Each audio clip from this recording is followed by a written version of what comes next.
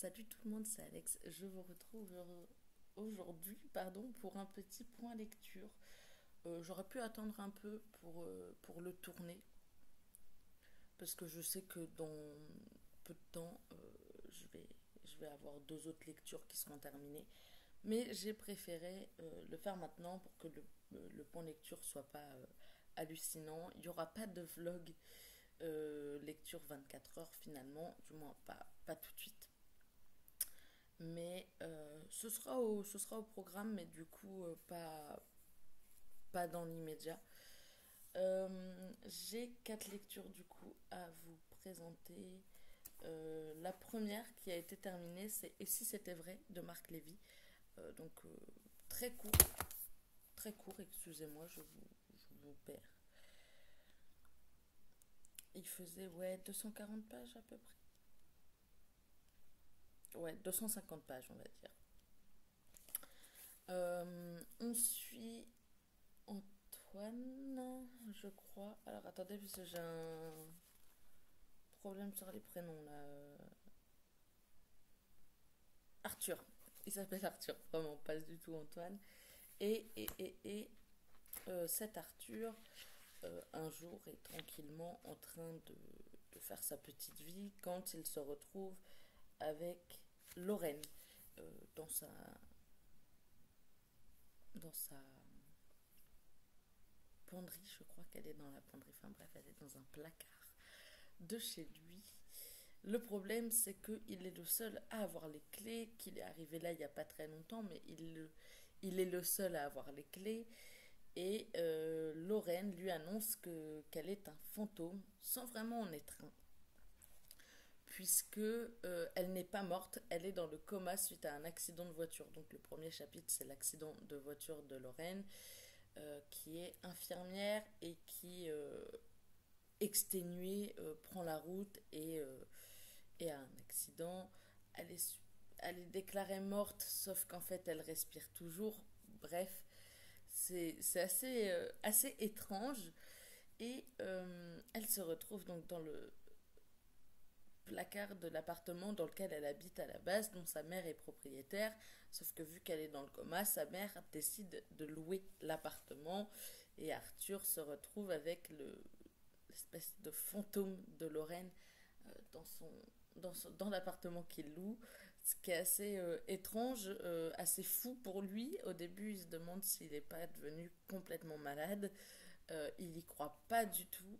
Il croit même à une blague de son meilleur ami et associé qui lui dit que non, absolument pas, et que il a un peu peur pour la santé mentale d'Arthur.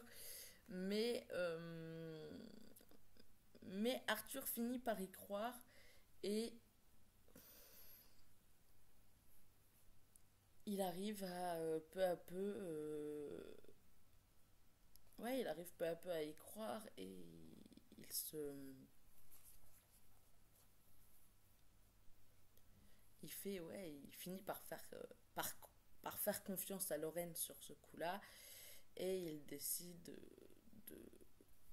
comprendre pourquoi Lorraine est dans le coma depuis aussi longtemps, etc. Et franchement, c'était une lecture pas transcendante, pas du tout, mais j'ai passé quand même un bon moment de lecture. Euh, Arthur se rendait pas compte par moment de ce qu'il faisait, donc en fait il parlait à Lorraine, sauf qu'il était le seul à voir Lorraine. Donc c'était assez étrange parce qu'il était au restaurant et il parlait comme s'il y avait quelqu'un en face de lui alors qu'il était censé être excusez-moi, être tout seul. Et du coup, c'est vraiment, il y a des moments, j'étais là en train de me dire, mais fais au moins semblant d'être au téléphone, fais un effort, Arthur. Je sais que c'est compliqué pour toi, mais fais un effort quand même. Et du coup, voilà, pas exceptionnel la lecture, mais j'ai beaucoup aimé quand même. Et je crois qu'on retrouve ces deux loustiques dans un autre roman de, de Marc Lévy. Je crois que c'est Vous revoir. Si je ne me trompe pas, on les retrouve, voilà, dans Vous revoir, à n'en pas douter, puisque les couvertures sont très similaires. Donc, peut-être que je lirai Vous revoir, je suis pas sûre à 100%. Euh, mais on verra bien. La lecture suivante, c'est Campus Drivers, le tome 1, Super Mad, de euh, C.S. Quill, paru chez Hugo Roman, donc dans leur catégorie New Romance, et là c'est en version poche. On suit Loïs qui vient de se faire larguer comme une merde par Kirk, donc son petit ami avec qui elle est depuis 4 ans, donc à l'entrée à l'université, à 2 jours de leur entrée à l'université, Kirk quitte Loïs comme une merde et la laisse en fait dehors, met toutes ses affaires chez la concierge, etc. euh, pour profiter des joies de de la de la fac, en fait, profiter, pouvoir aller voir ailleurs, etc. Enfin, se taper 15 filles, etc. Profiter, quoi, il veut profiter de sa vie. Euh, il lui balance des horreurs et il la met à la porte. Les horreurs, on les, on les découvre peu à peu en avançant dans le roman. Kirk, du début à la fin, je ne pouvais pas me l'encadrer. Mais je pouvais pas non plus m'encadrer Loïs. Bref, de l'autre côté, on a Lane qui, depuis 3 ans, est un peu solitaire. C'est un peu le gars qui préfère. Enfin, il est solitaire quand il est dans son appart, mais sinon, il n'y a pas de souci. Il fait partie des Campus Drivers. Il les même avec ses 3 meilleurs amis, Donovan, Adam et Lewis, le créateur de l'application. Et il est très solitaire dans le sens où il refuse toute attache sentimentale, il ne veut pas de petit ami, il est très bien dans son petit monde, comme ça il peut se taper les filles qu'il emmène dans sa belle voiture en tant que campus driver. Et il y a il y a un événement qui de toute façon s'est passé 3 ans avant le début du roman, plus ou moins, à peu près 3 ans à quelques mois près, qui fait qu'il refuse de partager son appart. Il a 2 chambres dans son appart, mais il refuse que la deuxième soit utilisée euh, parce que on l'apprend dans, dans les premières pages, enfin, au début du roman, parce que c'est la chambre de Mike. Alors on met un peu de temps à découvrir qui est Mike et ce qui lui est arrivé. Et, et ouais, ça prend son temps pour découvrir le pourquoi du comment. Mais du coup, Lane, un jour, en rentrant, trouve Loïs dans les escaliers de l'immeuble où il habite. Il passe à côté d'elle une fois. Il essaye quand même de lui parler, mais elle lui répond pas. Il passe à côté d'elle une deuxième fois. Au bout de la troisième, il fait c'est bon, je l'invite à venir au moins boire un café et se calmer un peu à la maison. Et il est en train de lui. Enfin, elle finit par le suivre. Bon gré mal gré d'ailleurs, parce qu'il galère un peu. Donc elle finit par le suivre et elle s'endort dans son canapé. Il fait un peu la gueule, mais il la laisse faire. Il la ramène le samedi. Elle se réveille en pleine nuit, se rendort et dort vraiment pendant 36 heures. La cocotte, elle dort pendant 36 heures. Elle passe récupérer ses affaires, enfin bref, au final, elle se retrouve à faire coloc chez, chez Lane qui veut pas la laisser partir, enfin la laisser à la rue, mais qui d'un autre côté ne veut pas non plus lui laisser la chambre de Mike et la fait dormir sur le canapé sans lui dire qu'il y a une deuxième chambre. Ça, c'est tout un autre pan de l'histoire aussi. D'ailleurs, je crois que l'une des scènes les plus drôles de ce premier tome, c'est quand c'est quand Lane se présente en fait à Lois et lui dit donc qu'il s'appelle Lane et elle croit qu'il se fout de sa gueule parce que bah, Lois Lane, rapport à Superman et tout, si jamais vous ne l'aviez pas. Et alors que vraiment, c'est vraiment son prénom. Et lui, il est vraiment là en mode non, mais par contre, c'est sérieux. Et les potes de Lane, donc surtout Lewis, je crois que c'est Lewis et Donovan qui font principalement la remarque, même si Adam, qui est un peu plus calme, fait la remarque aussi, sont hilar et ils disent vous pourrez pas y échapper. Lois Lane, vous pourrez pas y échapper. Et, et du coup, voilà, ils sont mais, excellents, leurs amis. Et après, il y a tout un tas de jeux de mots avec le mot super au début. Super copine, super, plein de trucs. Et le titre Super Mad prend son sens vers la fin. Je vais pas vous spoiler, mais ça prend son sens vers la fin. Il y a une scène, non, la scène la plus drôle, c'est si vous avez lu le roman, celle de la position sexuelle. Parce que Lane écrit des scénarios pour des films porno et avec un de ses amis, Carter, qui ne fait pas partie de la bande des Campus Drivers, qui n'est même pas à la fac, mais qui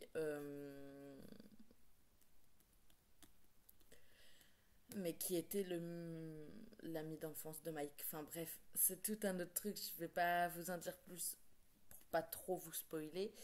Et il y a une fois où où Loïs lit le truc et elle est là en mode mais c'est impossible à réaliser, c'est n'importe quoi. Et, euh, et Lane est là en mode t'as eu un seul ami, un seul petit copain dans ta vie, moi j'ai eu un nombre de conquêtes hallucinant, je sais mieux que toi ce qui est réalisable ou non. Et du coup, elle décide comment dire, de tester la position avec Lane.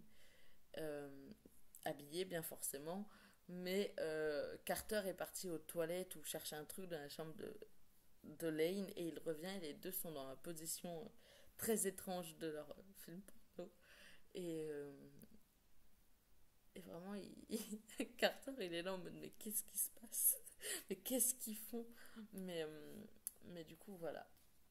Donc on suit ces deux petits énergumènes tout au long de leur histoire. J'ai adoré la plupart des personnages.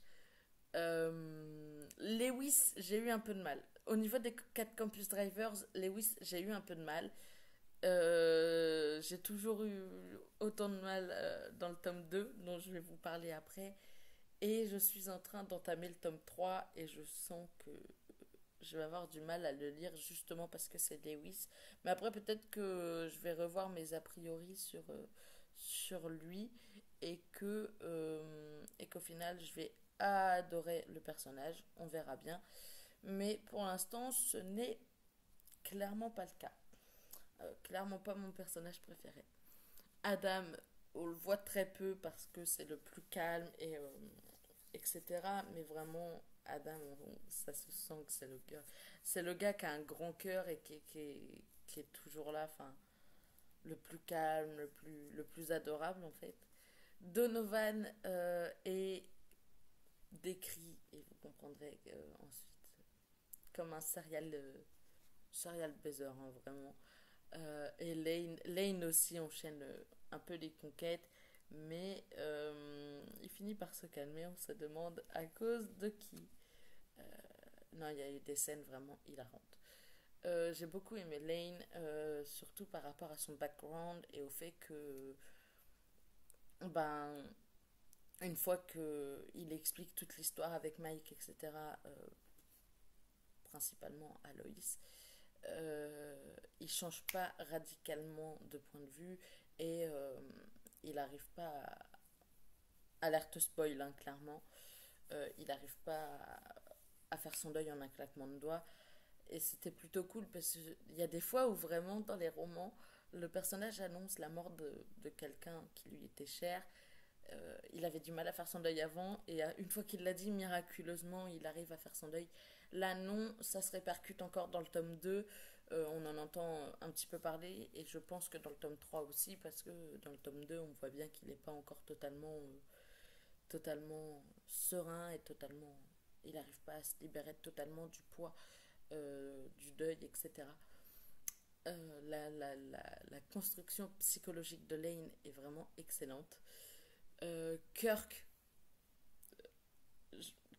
j'ai eu du mal, j'ai eu beaucoup de mal et j'ai toujours autant de mal alors que je sais que bah, c'est bon, il a capté à la fin du un déjà et dans le 2 aussi il y a un rapprochement avec quelqu'un d'autre, enfin, bref. Et Loïs, je n'y arrivais pas.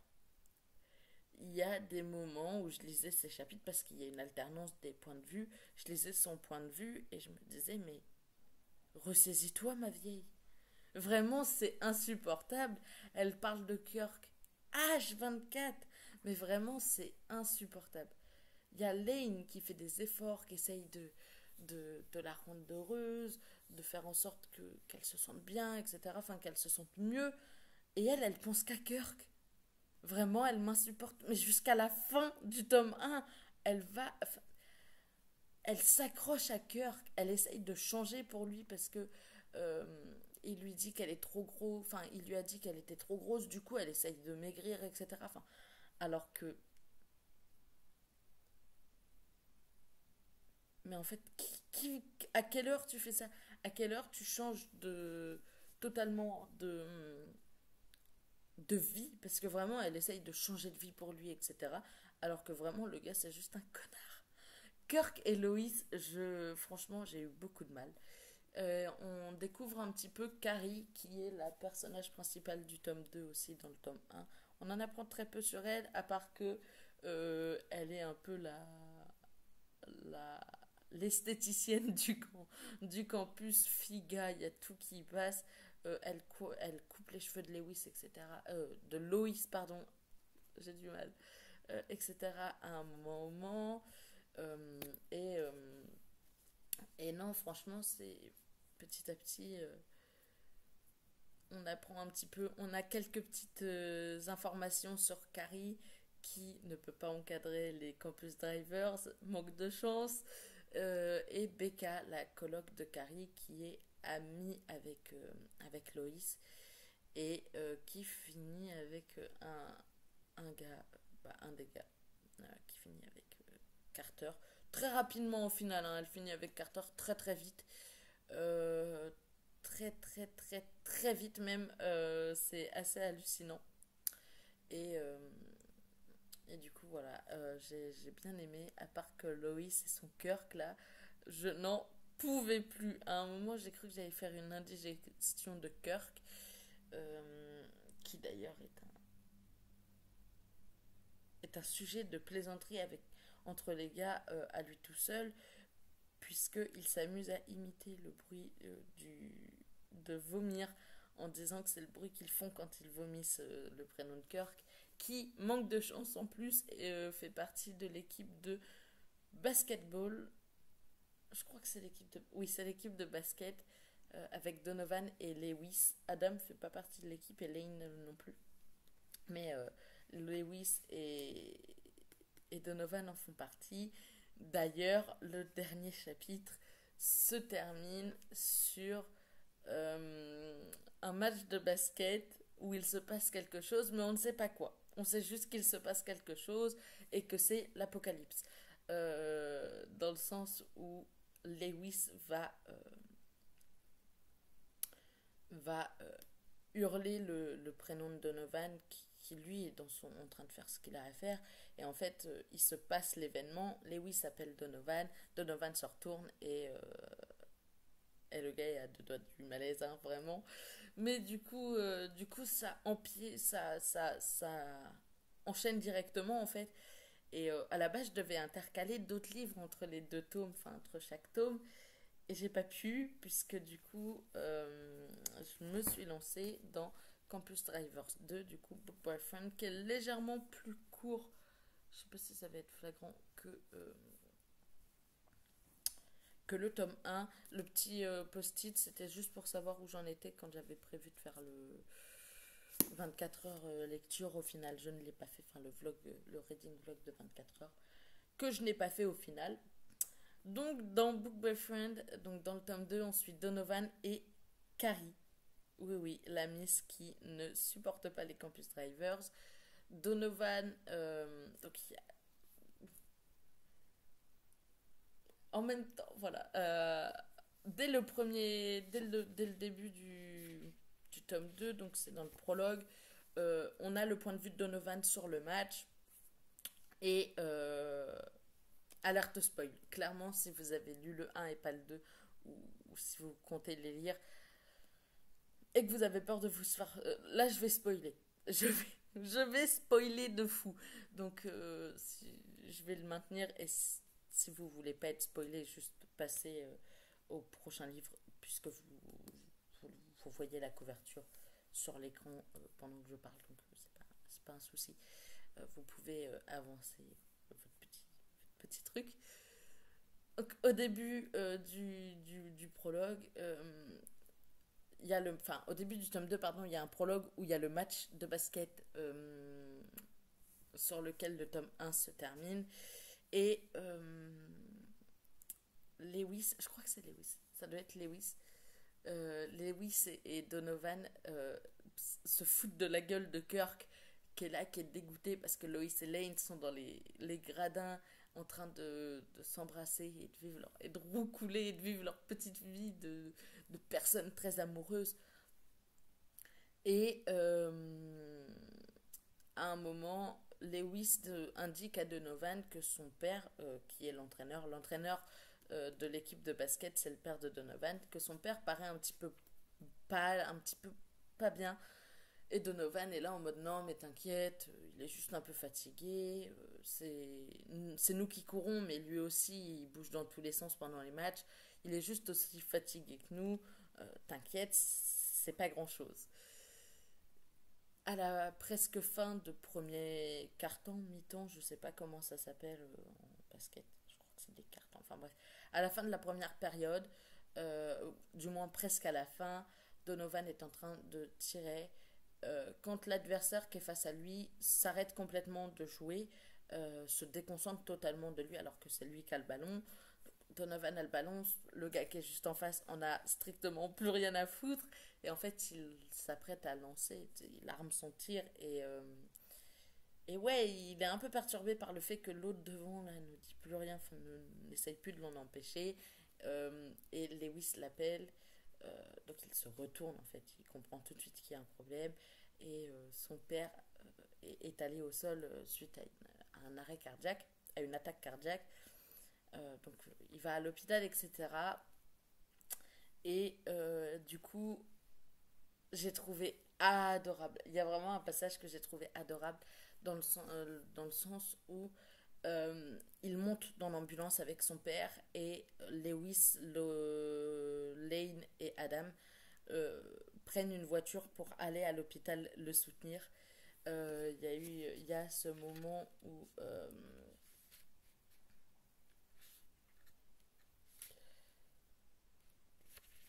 donc ils arrivent à l'hôpital et Lewis lui dit on est là mec.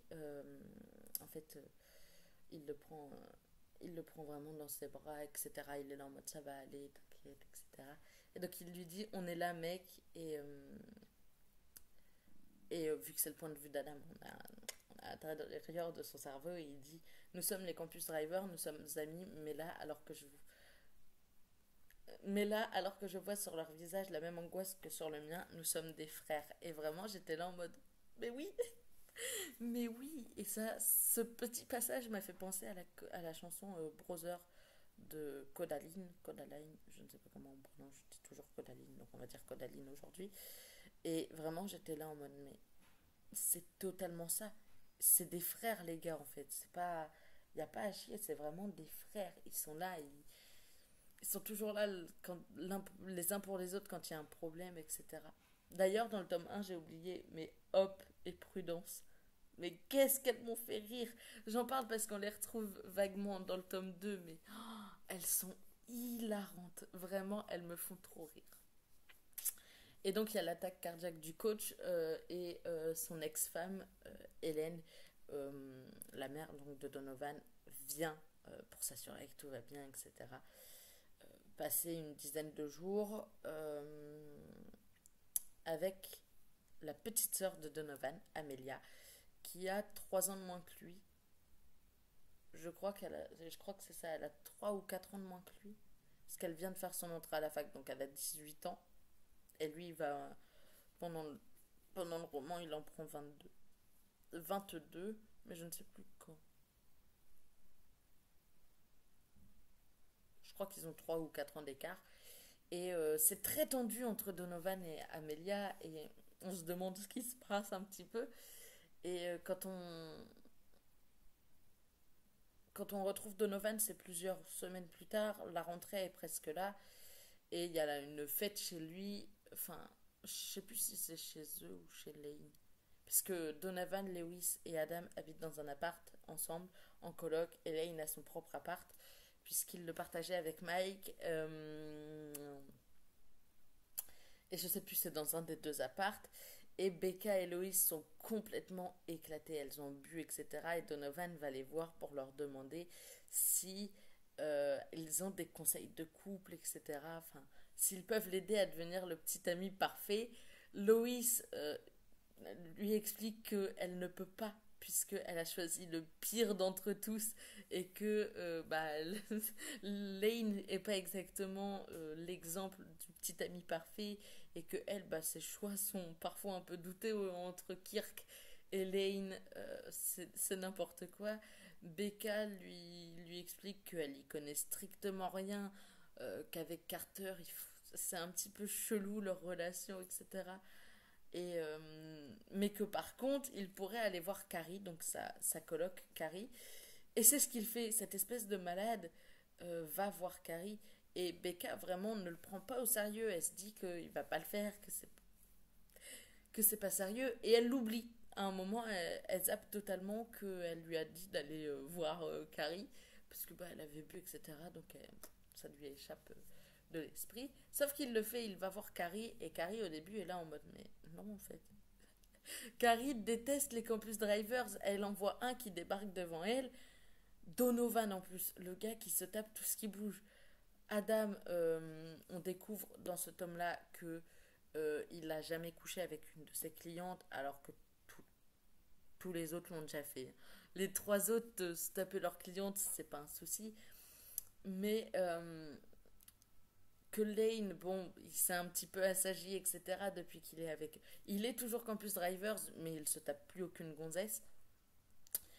Et Donovan, c'est celui qui a le plus grand palmarès. Et là, il se pointe devant elle et il lui annonce qu'il veut être le petit ami parfait. Et elle est vraiment là en mode, mais je peux pas te dire comment. Enfin, elle est là en mode, je n'ai aucune envie de t'aider, mais en plus, je sais pas comment faire. Enfin, moi et les relations de couple. Et il met en avant qu'elle lit beaucoup, etc. Et que avec ça, il aimerait bien, genre, qu'elle lui donne des conseils, etc. Et au début, elle est très réfractaire. Elle est vraiment là en mode, pas du tout en fait. Et ils finissent par prendre un café ensemble.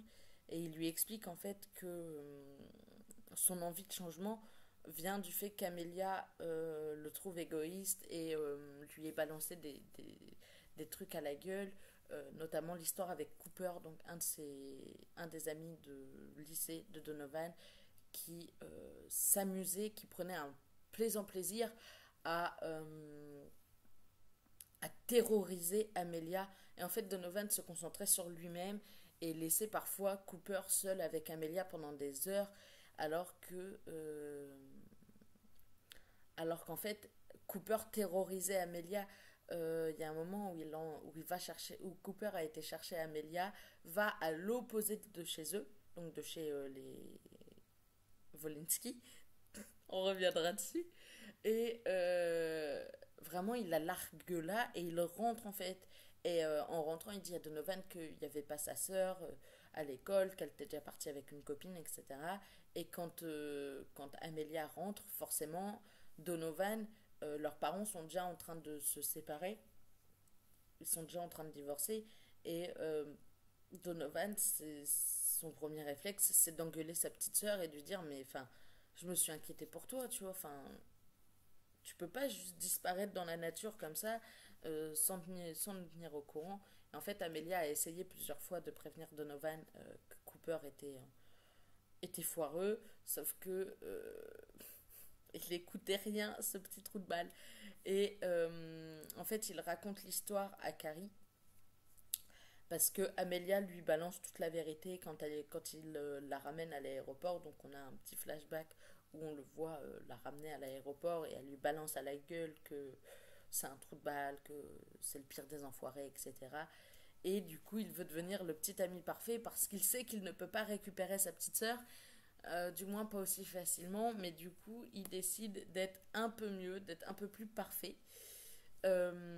Et Carrie finit par accepter. Il passe des heures à se lancer des pics, etc. Et très vite, ils deviennent sex friends. Ils couchent ensemble. Tout ça, c'est de la théorie. Hein. C'est juste pour qu'elle. Enfin, c'est juste pour être sûr qu'il soit prêt. C'est juste pour qu'elle elle soit un peu moins frustrée et que lui, bah, il puisse coucher quand même aussi un peu parce que du moment où sa sœur lui avoue tout, lui dit pourquoi elle le déteste autant, etc., il arrête totalement de coucher avec n'importe quelle fille. Et vraiment, Donovan et Carrie, les pics qu'ils se lancent, c'est hilarant. Et, franchement, j'ai beaucoup aimé leur complicité. Ils m'ont fait mourir de rire parfois. Et il y a cette fois où Carrie est là en mode. Elle n'a pas le choix d'aller voir Donovan en match de basket parce que c'est à domicile et qu'il lui dit il lui dit clairement hein, qu'elle n'a pas le choix. Donc elle va au match de basket et, euh, et elle est dans la voiture. Adam qui vient chercher la Miss lui donne un t-shirt avec le 9 et donc le numéro de Donovan et le nom de famille de Donovan Wolinski. Euh, et lui dit que bah, elle est supposée le porter. Elle le met au fond de son sac en disant que c'est hors de question qu'elle porte un maillot à l'effigie de Donovan. Et pendant le match, il y a un événement avec un gars qui la drague un peu lourdement, un gars de l'équipe adverse, forcément. Déjà, le gars commence par pousser Donovan, ce qui manque de blesser Donovan. Et, et il commence ensuite à faire des signes vers Carrie pour la draguer, etc. Lewis est hilar, lui, sur le bord là, avec, à la mi-temps, à la pause. Il est là, il se fout de la gueule de Donovan en lui disant ouais, fais attention, il va te piquer ta copine, ta femme même. Parce que Carrie s'appelle Carrie Wolinski parce qu'elle a des origines polonaises, tout comme Mister Donovan. Et vraiment, il y a un moment, ils sont dans le café et il y a un gars qui fait Hey Wolinski! Et en fait, Donovan est là en mode mais je ne connais pas cette personne, qu'est-ce qu'il me veut? Alors qu'en fait, il est vraiment là pour la Miss. Et, et d'ailleurs, c'est un sujet de débat avec Lewis. Et du coup, vraiment, genre, Lewis se fout de la gueule de Donovan en mode ouais, il va te piquer ta copine, tout ça. Et Carrie, au bout d'un moment, en a ras-le-bol, sort le t-shirt à l'effigie de Donovan et l'enfile tout de même. Il faut savoir que à la base, elle est là en mode non, mais je l'encouragerai pas. Et au final, on sait tous qu'elle va finir par le faire. Elle finit par l'encourager et elle se donne très à fond dans cette mission d'encouragement. C'était plutôt drôle, plutôt cute. Vraiment, c'était adorable. Elle m'a fait trop rire. Et ensuite, quand elle sort, Adam lui donne les clés de la voiture et lui dit bah écoute, mets-toi dans la voiture, j'arrive. Il faut que j'aille faire un truc. Donc lui, il va voir, il s'en va et elle va à la voiture, mais elle décide de ne pas monter dans la voiture. Elle s'appuie contre la voiture. D'ailleurs, ça aurait été n'importe lequel des trois autres Campus Drivers, il l'aurait tué. Et il y a bah, le fameux gars qui l'a dragué qui arrive et Donovan débarque. Il a très envie d'écraser cet enfoiré, mais il ne le fait pas, il descend et il la surnomme chérie, etc. Et elle se trouve embarquée par Donovan dans une histoire de dîner chez ses parents. parce que il veut prouver à sa sœur qui sera là pour son anniversaire à lui que bah il a changé, sauf que c'est 2 jours plus tard et enfin, il la prévient le mercredi pour le vendredi et elle au début elle est là en mode bah ça ne se passera, ça n'arrivera absolument pas. Il finit par la faire craquer, par lui faire accepter et après elle essaye bah elle prend clairement la situation en main, elle explique à Amélia tout ce que son frère fait, tous les efforts qu'il fait, etc. Elle lui dit clairement que bah, elle l'a pas vu avoir une seule conquête en X temps, enfin de tout l'été et de tout le début d'année. Et elle finit par emmener Amélia à la soirée d'anniversaire de Donovan. Donc chez Donovan, Adam et Lewis. Et elle fait un petit peu les entremetteuses entre Amélia, donc Wolinski et Adam. Lewis, à un moment, ouais, à un moment, Lewis euh, est un peu dégoûté, tu sais, il dit à la bande, ouais, mais du coup, il va falloir que je trouve une fille enfin, quelqu'un qui se raccroche à mon prénom, parce qu'on a Lois Lane, on a les Wolinski, et à ce moment-là, il s'arrête là, parce que, bah, Adam, c'est un peu celui, Adam, c'est un peu, Adam, c'est un peu celui qui est plus en retrait, etc., et qui se tape pas 40 000 filles à l'année. Et du coup, ils font pas attention. Mais du coup, Lewis est un peu déçu parce que ça s'accorde en fait entre Lois Lane et les Wolinski. C'est l'accord parfait. Et du coup, il le dit, il me dit il faut quelqu'un qui me qui puisse s'allier à mon prénom. Et, Elaine lui dit Hamilton en rapport au pilote Lewis Hamilton.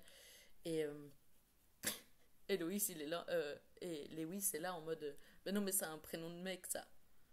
Mais au final, je pense qu'il n'a pas réfléchi au fait que potentiellement, une fille avec le nom de famille Hamilton, ça allait aussi, tu vois. Mais du coup, vraiment très drôle.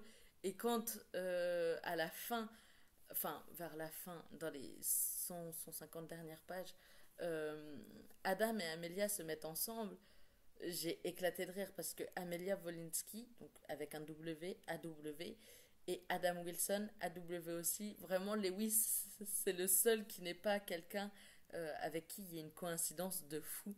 Et vraiment, genre, j'ai adoré ça.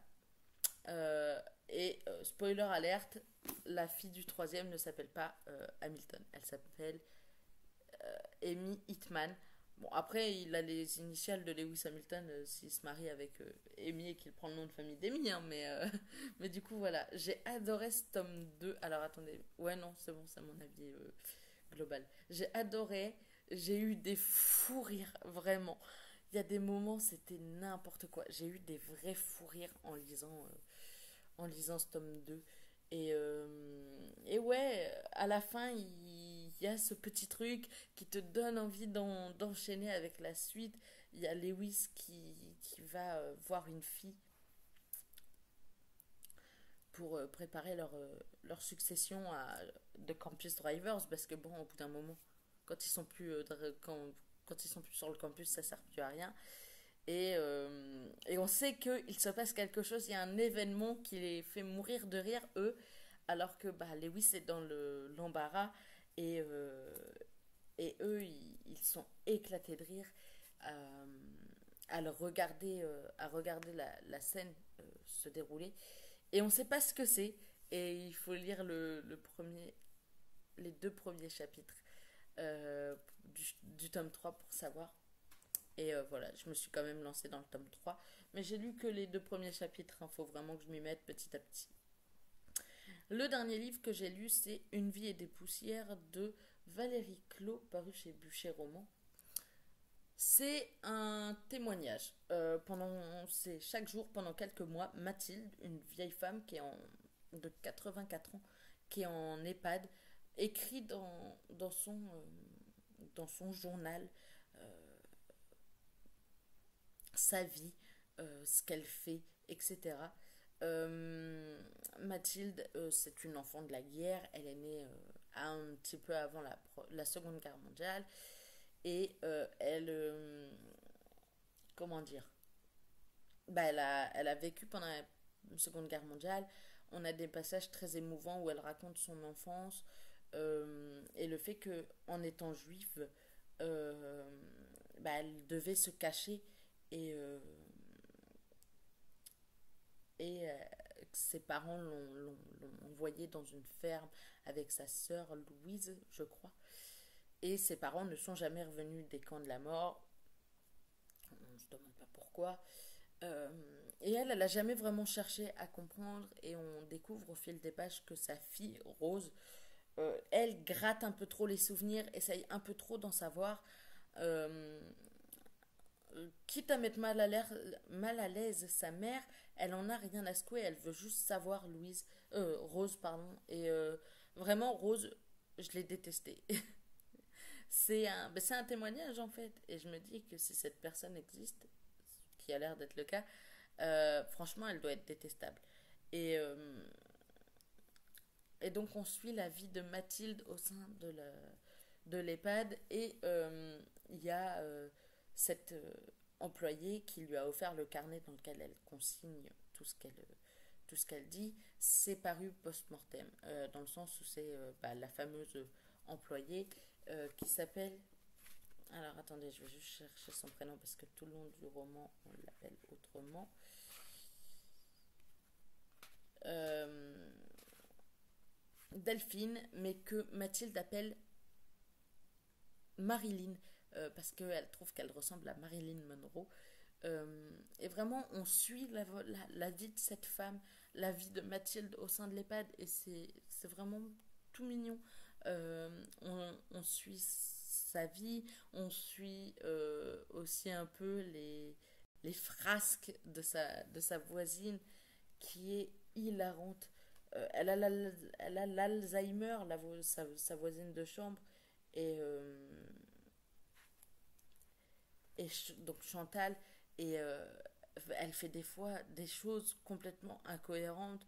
Et Mathilde, ça la rend folle parce qu'elle se dit, mais c'est pas possible. Enfin, au bout d'un moment, zut alors, elle sait que c'est comme ça, c'est tout. Et il y a un homme avec qui elle partage leur table. À table, ils sont quatre. Enfin, ils sont trois au début et il y a Jeannot qui les rejoint ensuite. Mais, alors attendez. J'essaye de retrouver le nom du monsieur. Il y a un autre monsieur. Il y a un monsieur en fait qui mange à table avec eux.